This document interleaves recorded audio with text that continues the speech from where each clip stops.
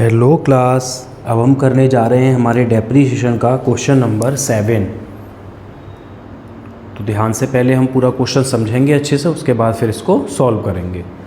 तो देखें, 1 अक्टूबर 2016 को राज एंड कंपनी ने परचेज की मशीनरी 40,000 की। On 1 October 2018 it by additional machinery worth 10,000। On 30 September 2019 half of the machine purchased on 1st October it sold for 8,200. The company write off depreciation 10% on the original cost method. The account are closed every year 31 मार्च को account close होते हैं। आपको machine account बनाना है 4 year का, तो बहुत ध्यान से समझें। तो देखिए, पहले मैं पूरा क्वेश्चन यहाँ पे आपको समझा देता हूँ। तो देखिए, ये है पूरा ईयर। सबसे पहले हमने परचेज की 1 अक्टूबर 2016 को, तो 2016 1 अक्टूबर को सबसे पहली मशीन। तो फर्स्ट मशीन को हम बोलेंगे M1। तो इसकी वैल्यू थी M1 की 40,000। फिर आगे बढ़े तो 1 अक्टूबर 2018 को फिर इन्होंने एक और परचेज कर ली 1 अक्टूबर 2018 को, और इसकी वैल्यू थी 10,000। तो इसको हम बोलेंगे M2। फर्स्ट वाली M1 और इसको बोलेंगे M2, क्योंकि ये दूसरी मशीन बाय कर ली। फिर इसके बाद 30 सितंबर 2019 को half of the machine purchased on 1 अक्टूबर को सोल्ड कर दी। यानी कि जैसे जैसे हम आगे बढ़े तो 30 सितंबर 2019 को हाफ मशीन सेल कर दी इन्होंने। यानी कि हाफ, किसकी हाफ? ये वाली मशीन की हाफ सेल कर दी। ये जो हमने 1 अक्टूबर 16 को परचेज की थी, इस मशीन में से हाफ मशीन इन्होंने सोल्ड कर दी 8,200 रुपीज़ में। ठीक है, तो यहाँ पे मशीन सोल्ड आउट हो गई हाफ। और सोल्ड करने के बाद बस इतना ही है। सोल्ड करने के बाद फिर कंपनी 10% डेप लगाती है ओरिजिनल कॉस्ट से। ओरिजिनल कॉस्ट को हम SLM बोलते हैं। तो 10% डेप है और अकाउंट क्लोज होते हैं 31 मार्च को। तो बस इतना सा क्वेश्चन है। तो अब हमें क्वेश्चन को देखने की बार बार ज़रूरत नहीं है। अब हम डायरेक्ट यहाँ पे बनाएंगे मशीन अकाउंट। तो देखिए कितना आसान है मशीन अकाउंट। तो 4 ईयर का बनेगा मशीन अकाउंट।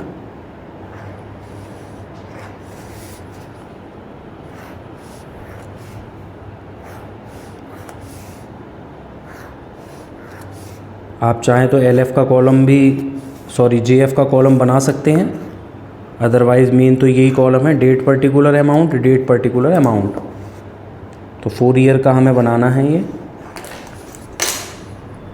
तो फॉर्मेट में डेट पर्टिकुलर्स अमाउंट, फिर डेट पर्टिकुलर्स अमाउंट। तो चलिए, ऊपर आपके पूरा क्वेश्चन है। अब आप बस इधर फोकस करेंगे पूरी तरह। तो सबसे पहले हमने परचेज की मशीन, तो यहाँ लिख दीजिए 2016 अक्टूबर में हमने परचेज की। तो 16 में परचेज की अक्टूबर। तो आप देखिए, एक चीज़ याद रखिए, हमारा असेसमेंट ईयर 1 अप्रैल से शुरू हो रहा है और 31 मार्च को कंप्लीट हो रहा है। तो ऐसे में कुछ बच्चों को कन्फ्यूज़न होता है ईयर में। तो आप क्या किया करें ऐसे में, जैसे 2016 अक्टूबर में बाय की, तो यहाँ पर 16-17 लिख लिया करो। यहाँ लिख लिया करो दोनों तरफ 16-17। ठीक है, 16-17 मतलब 16 में हमने परचेज की, लेकिन डेप तो जाके 17 में लगेगा। तो आप 16-17 लिख सकते हैं एक साथ। तो सबसे पहले बाय की, तो हम लिखेंगे टू बैंक अकाउंट और आगे लिख देंगे M1। एक सबसे ज़रूरी बात है कि इस 40,000 की मशीन में से हमने हाफ मशीन को आगे जाके सेल किया है। तो हम यहीं से इसके 2 पार्ट बना लेंगे, हाफ अलग हाफ अलग। मतलब मैं ये जो 40,000 की मशीन है, इसके 2 हिस्से कर रहा हूँ। मतलब इस 40,000 की एक ना करके मैं इसके 2 हिस्से कर रहा हूँ, M1 और M2। हाफ हाफ 2 जगह कर दो, 20,000। तो अब आप मशीन को 40 की ना बोलकर 20 की 2 मशीन बोलोगे। क्यों? क्योंकि आगे जाके हाफ मशीन सोल्ड हुई है, तो हम अभी से इसको हाफ हाफ कर लेते हैं। तो अब 40 की मशीनें मैंने 2 कर दी, आधी M1 आधी M2, 20,000 की। अब ये जो 10,000 वाली अगली है, इसको हम M3 बोलेंगे। तो अब हमारे पास 3 मशीन्स हैं टोटल। तो यहाँ लिख लीजिए टू बैंक, सबसे पहले M1 M2, तो M1 है 20,000, M2 है 20,000। हमने 40 की मशीन के ही दो पार्ट कर लिए, एक M1 और एक M2। अब इधर लाके इस पर डैप लगाएंगे, मार्च में डैप लगेगा। बस अब आपको यहाँ पे ये ध्यान रखना है अप्रैल मार्च, और बाकी ईयर में आपको ऐसे लिखना है। तो अब क्या करेंगे, डेप्रीशिएशन लगाएंगे 10%। तो डेप्रीशिएशन कौन से मेथड से है, SLM से, तो लगा दीजिए SLM से। तो अक्टूबर से मार्च 6 मंथ का डेप लगेगा, M1 पे भी 6 मंथ का, M2 पे भी 6 मंथ का। तो चलिए 6 मंथ का लगाते हैं। तो 20,000 का 10% होता है 2,000, और 6 मंथ का हो जाएगा 1,000। फिर 20 का 10% 2,000, 6 मंथ का 1,000। ठीक है, तो ये 2,000 डेप लग गया। अब हम फिर से डेबिट का टोटल है 40,000, 40,000 की थी दोनों मशीनें, 40 में से 2 माइनस कर देंगे तो ये बच गया 38,000, और इसको हम बना देंगे बैलेंस CD मार्च 31। अब M1 का बैलेंस अलग बचाएंगे, M2 का अलग। तो M1 थी 20 की और 1,000 का डेप लग गया तो 19,000 बची। M2 भी 20 की थी, 1,000 का डेप लग गया तो 19,000 बची। तो 19 38। अब ये फर्स्ट ईयर हमारा कंप्लीट हो गया। अब फर्स्ट ईयर की जो CD है इसको, अब ये ऊपर क्या था 16 17 था, तो अब यहाँ लिखेंगे 17 18। ध्यान से समझें, दोनों तरफ क्या लिखोगे 17 18।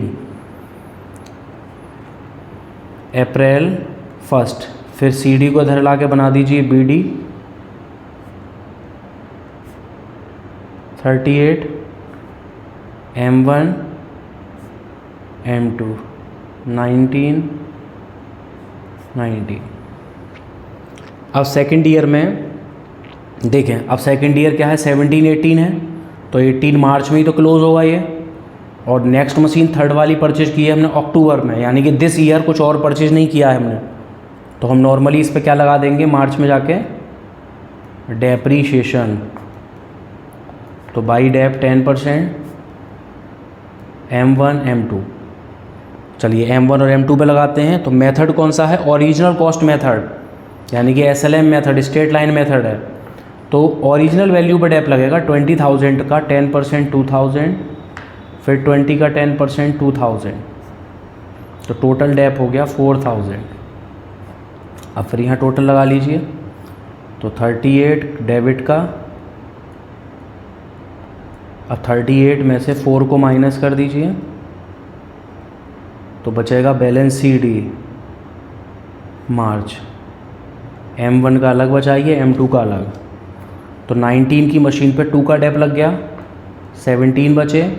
फिर 19 की मशीन पे 2 का डेप लग गया, 17 बचे। तो 17 17 यहाँ का 34 बचेगा बैलेंस। वैसे भी देखो 38 में 4 माइनस किया, 34 बच गया। तो ये हमारा 2 ईयर कंप्लीट हो गया। अब थर्ड ईयर सभी इधर देखें।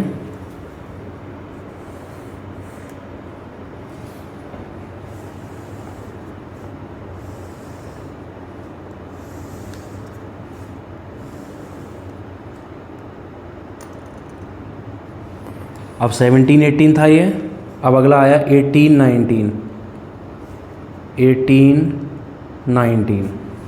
अब फिर यहाँ पे जो CD थी उसको इधर ला के हम बनाएंगे BD 34,000। अब M1 और M2 का अलग अलग बैलेंस लिख लीजिए। M1 M2 17 17 34। अब ये 18 19 है, तो 18 में देखो हमने एक न्यू मशीन परचेज की, ये देख लीजिए 10,000 की एक न्यू मशीन हमने परचेज की। तो यहाँ पे हम टू बैंक नाम से एक न्यू मशीन परचेज कर लेंगे M3। कब परचेज की है, अक्टूबर में, और ये बैलेंस कब आता है, अप्रैल में। तो अक्टूबर में परचेज की 10,000, ठीक है। तो ये 18 19 तक चलेगा, यानी कि मार्च 19 तक चलेगा ये ईयर। और हमने सेल किया है सितंबर में, यानी कि अगली साल। तो इस साल भी कुछ नहीं है, बस ये 3 मशीनों पर मार्च में जाके आप लगाइए डेप बाई डेप्रीशिएशन 10%। तो फिर से तीनों मशीनों पर डेप लगाएंगे, M1 M2 M3। तो M1 है 20 की, तो 20 का 10% 2000, फिर M2 20 का 10% 2000, और M3 है 10,000 की। M3 है अक्टूबर में 10,000 की। तो अक्टूबर से लेके मार्च तक यानी कि 6 मंथ का डेप लगेगा इस पर। तो 10,000 का 10% 6 मंथ का 6/12 500 रुपये डेप आ जाएगा। ये 500 रुपीज़ डेप आ गया। तो टोटल डेप हो गया 4500। अब फिर यहाँ बैलेंस बचा देंगे मार्च में, बाई बैलेंस CD, वही तीनों का बैलेंस M1 M2 और M3।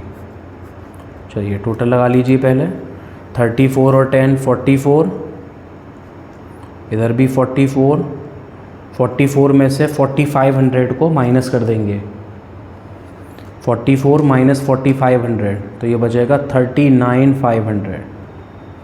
तो 39,500 तीनों मशीनों का बैलेंस बच गया।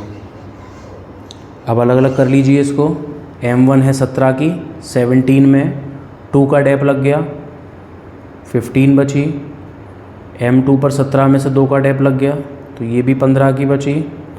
M3 10 की थी, 500 का डेप लग गया, तो ये 90,500 की बची। तो ये हमारा तीनों मशीनों का बैलेंस बच गया।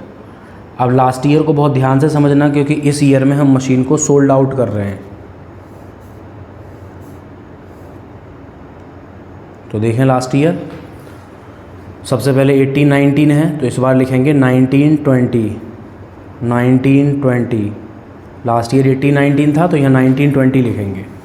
तो सबसे पहले CD को अप्रैल में लाके बना लीजिए BD